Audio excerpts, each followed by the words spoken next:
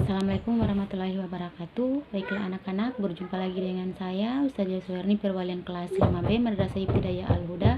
Kita akan belajar materi tema 4 tentang sehat itu penting. Pada tema ini kita akan belajar tentang sistem peredaran darah pada manusia. Nah, dalam sistem peredaran darah manusia apa saja yang kita akan bahas?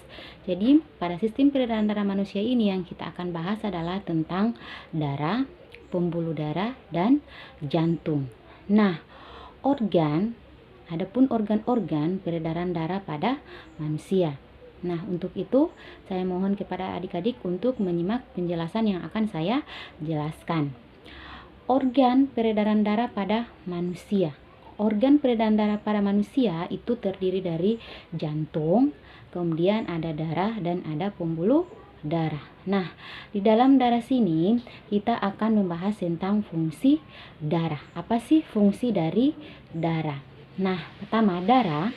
Jadi darah fungsinya yang pertama adalah sebagai alat untuk ekskresi, atau dia untuk mengangkut sari-sari makanan dan O2 ke seluruh tubuh, kemudian dia akan membuang sisa-sisa metabolisme yang tidak dibutuhkan lagi oleh tubuh ke organ ekskresi.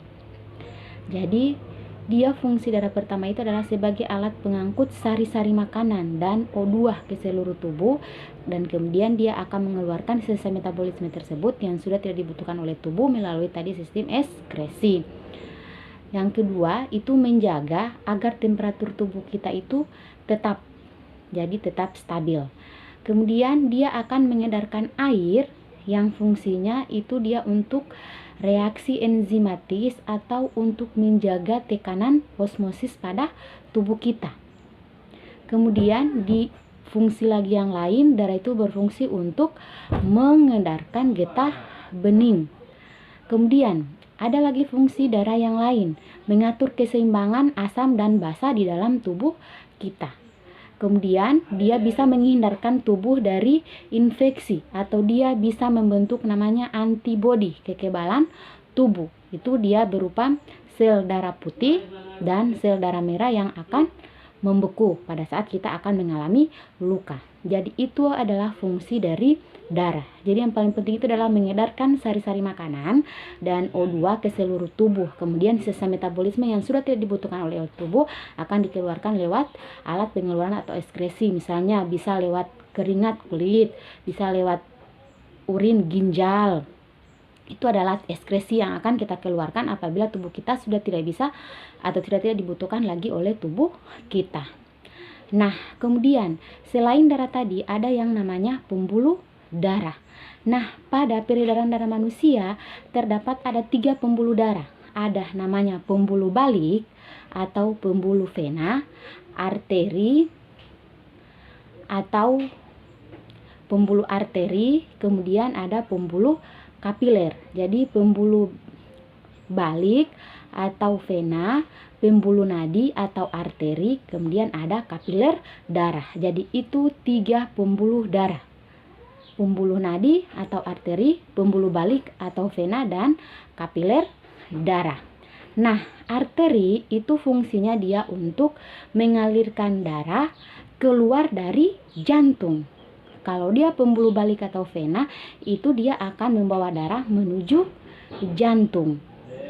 Nah, untuk pembuluh balik atau pembuluh vena, jadi untuk pembuluh balik atau vena itu dia fungsinya dia akan membawa darah menuju ke jantung, berbeda dengan pembuluh arteri atau pembuluh nadi membawa darah keluar dari jantung.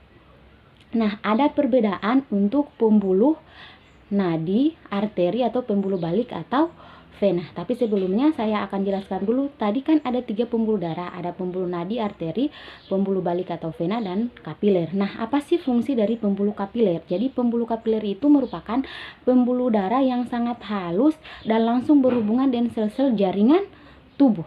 Jadi dia pembuluh darah yang paling halus itu adalah pembuluh kapiler. Nah, sekarang saya sudah jelaskan untuk fungsi dari pembuluh kapiler. Nah, akan saya jelaskan di sini ada perbedaan antara pembuluh nadi atau arteri, pembuluh balik atau vena. Kalau pembuluh nadi atau arteri itu dia membawa darah keluar dari jantung. Kalau pembuluh balik atau vena itu membawa darah menuju jantung. Kalau pembuluh arteri atau nadi, dindingnya itu tebal dan elastis. Kalau pembuluh balik atau vena, dia tipis, kurang elastis. Perbedaan yang ketiga, katup. Kalau pada pembuluh arteri itu dia hanya satu, terdapat pada pangkal aorta. Kalau pembuluh balik atau vena itu banyak, terdapat di sepanjang vena. Kemudian letak, kalau pembuluh nadi atau arteri itu berada di dalam tubuh. Kalau pembuluh balik atau vena dia berada di permukaan tubuh. Tekanannya, kalau pembuluh nadi dan arteri itu tekanannya kuat. Jika terpotong, darahnya itu akan memancar. Jadi ketika luka, darah itu akan memancar untuk pembuluh nadi atau arteri. Kalau pembuluh balik atau vena, itu dia tekanannya lemah. Kalau misalnya luka, itu dia hanya menetes.